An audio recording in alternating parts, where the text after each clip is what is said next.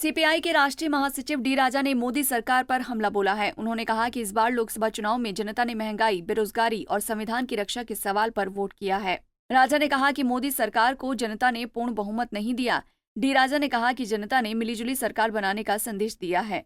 उन्होंने कहा कि मोदी सरकार अपना कार्यकाल पूरा नहीं कर पाएगी। डी राजा ने कहा कि पीएम नरेंद्र मोदी ने केवल कॉरपोरेट हाउस के लिए काम किया है, जबकि गरीब दिन ब दिन और गरीब होते जा रहे हैं और युवाओं का भविष्य अंधकारमय हो गया है। The elections are just over and we have a change of government. Mr. Modi is Prime Minister.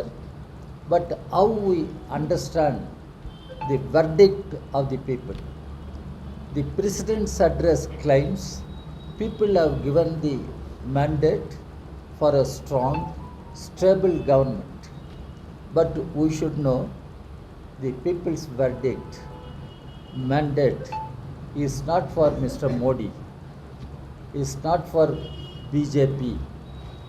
BJP could not get the adequate number to form the government on its own. It has to depend upon some allies like JDU, TDP in Andhra Pradesh and some other parties. So it is not one party government, it is a coalition government. And how long this coalition government is going to survive, how long this government is going to last, nobody knows. Nobody knows. Anytime the government can go. But the point is, what are the policies this government is going to pursue? The President's address claims India is going to become one of the 3 largest economies in the world. Now they claim it is one of the 5 largest economies, but it will become one of the 3 largest economies in the world. But what is the state of economy in India?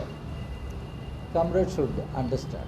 Comrade Mahendra Pathak was referring to some corporate houses coming over to Jharkhand and taking over the natural resources of Jharkhand. Mr. Modi and his government for the past 10 years pursued the economic policy in order to help the corporate houses, Adani's, Ambani's and other corporate houses. That is why in India we witness unprecedented inequality. Poor people have become more poorer. The top corporate houses have become rich and super rich. And President's address does not refer to the economic conditions within the country.